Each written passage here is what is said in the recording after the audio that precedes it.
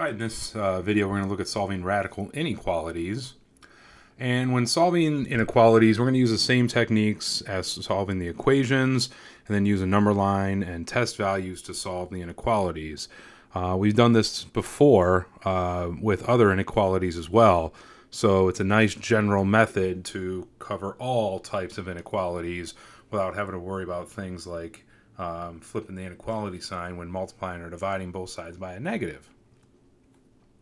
So again, as long as we know how to solve the equation, the type of equation, we can solve the inequality by solving the equation and then using test values on a number line.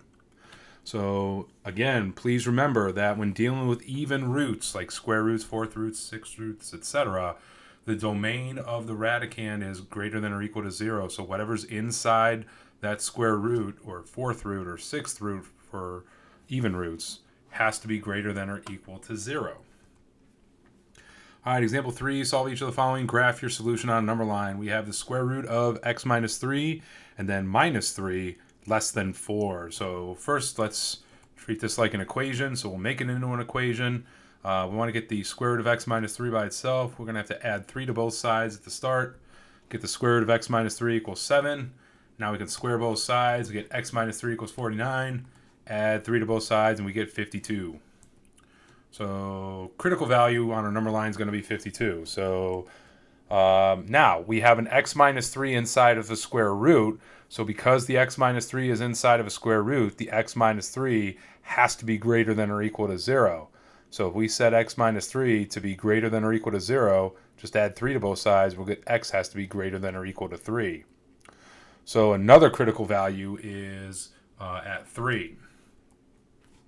So we're allowed to have this at x equals 3 because if we plug a 3 in, we get 3 minus 3 is 0, the square root of 0 is 0, and then 0 minus 3 does give us a number that's less than 4, so we can have it equal 3.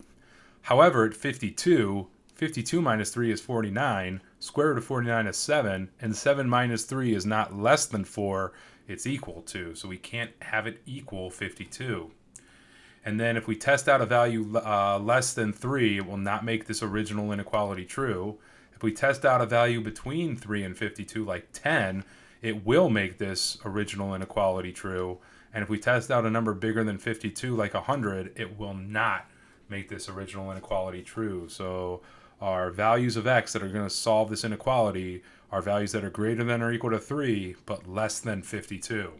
So here's our compound inequality as our final answer. Part B, we have the cube root of 2x plus 3 is greater than or equal to the cube root of x plus 12. So let's make it into an equation. And both of these involve cube roots. So if we cube both sides, we get 2x plus 3 equals x plus 12. Subtract x from both sides, we'll get x plus 3 is 12, which subtract 3 from 12, we'll get x is 9. Now, because they're cube roots can be, we can take the cube root of anything we want. So we don't have to worry about the 2x plus 3 being greater than or equal to 0. And we don't have to worry about the x plus 12 being greater than or equal to 0. In fact, we don't want to do that when it's an odd root. So when x equals 9, at the value of 9, if we plug a 9 in, we're going to get the left side to be greater than or equal to the right side. So we do want to include the 9. And then as far as a number less than 9, we can test out, let's say, 7. And we can also test out a number greater than 9, like 15. And the numbers greater than 9 will also make this original inequality true. So close circle at 9 and shade to the right all the numbers that are greater than 9 or that can equal 9. So x is greater than or equal to 9. Again, closed circle means it can equal it. All right, part C, we have the square root of 2x minus 1 less than or equal to 2x minus 1. It's kind of weird. We'll treat this like an equation, so we'll rewrite it as such and get the square root of 2x minus 1 equals 2x minus 1. And we're going to square both sides to free up this radical. So when we square both sides, on the left-hand side, we get 2x minus 1. On the right-hand side, if you multiply out 2x minus 1 times 2x minus 1, you're going to get 4x squared minus 2x plus 1, which gives you 4x squared minus 4x plus 1. Please, when in doubt, multiply it out. All right, we have a quadratic equation. We need to get it equal to 0, so let's subtract 2x from both sides and add the 1. When we do that, we're going to get 4x squared. This will give us minus 6x, subtracting 2x from both sides. Adding 1 will give us plus 2. So we have 4x squared minus 6x plus 2 equals 0. And if we solve that, we get x is a half, or we also get x is 1.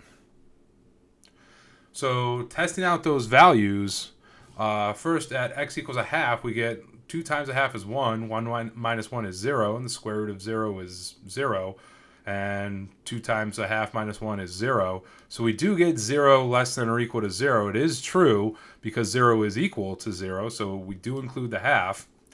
Likewise with 1, 2 times 1 minus 1 is 1. So we have the square root of 1 less than or equal to 1. Yes, that's also true. So we do want to include the 1 as well. And then as far as a number less than a half, if we test out 0, we'll find that it does not work. If we test out a number between a half and 1, like 0.75, that will not work.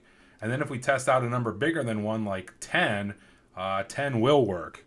So only numbers that are 1 or higher, or the value of a half, will make this true.